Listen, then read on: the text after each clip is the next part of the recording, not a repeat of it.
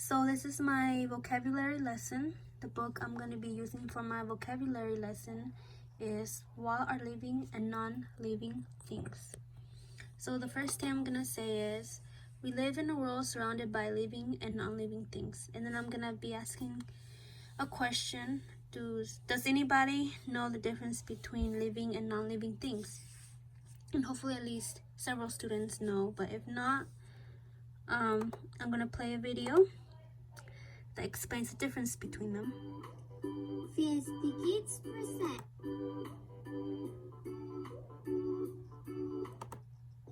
Living things move, grow, eat, drink, reproduce, and breathe. For example, people. Okay, so I'm going to be showing this video to the students. Then I will go to my first activity, which is direct teaching. I'm going to be telling them that we're going to get to know 6 words that we're going to read in our book. The 6 words are living, non-living, sense, nutrition, reproduction, and polyester. So then I'm going to ask them that as a class we're going to make up definitions that we're going to know. So for example, living is an easy word, which are things that are alive. Non-living are things that are not alive. Sense, I can say like our 5 senses, such as smell, sight, touch, hear, and taste, or how we interact with the world. Nutrition is what we give to our body to grow. Reproduction is a little harder word for first grade. An example I can give them is we are our reproduction of our parents. Or another example, a puppy is like a reproduction of a mom dog, a dog. Yeah. And polyester is a type of fabric or like a material that creates our clothes. Then I will go to my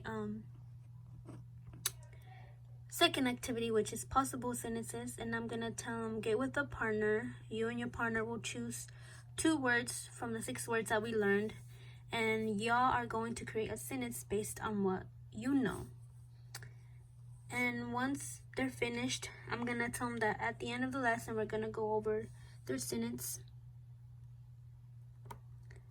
And then after, we're actually gonna read our book, What Are Living and Non-Living Things.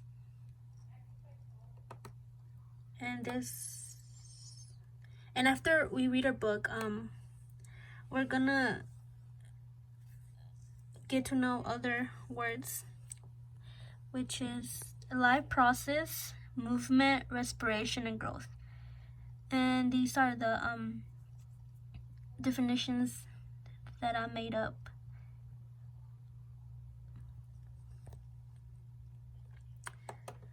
So this is my 3rd activity, which is concept picture set. So after we have read the book, I will show them a picture of a cheetah.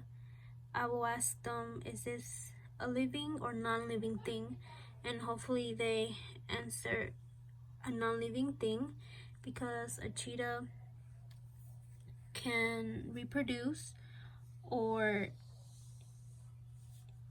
it can smell. It can use its 5 senses. And also I can always remind them that they can move, that living things can move, that living things can breathe in oxygen, that living things grow, and that living things go through a life process to stay alive. These are the words that I made up, that I give definitions for, or these words are words that we also read in the book. Then I will create 2 headings, living and non-living things, on the board, and I will ask them what are some examples of living and non-living things we saw in the book that we just read. I will have pictures of non-living and living things that we saw in the book, and I will create like a little chart like this, living and non-living things, and then we're gonna go through each picture and explain where they go. For example, a dog, is it a living thing or a non-living thing? And hopefully they tell me it's a living thing, so we're gonna put it under the column of living thing, and I'm gonna ask them, why do you think it's a living thing? And hopefully they tell them that, you know, they move, or they breathe in, they breathe in oxygen, or they reproduce. And non-living, an example of non-living, a basketball,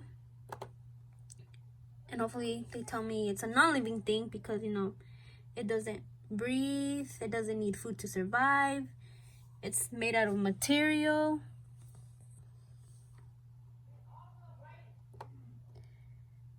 So that will be my third activity. So this is my lesson plan for vocabulary. Thank you.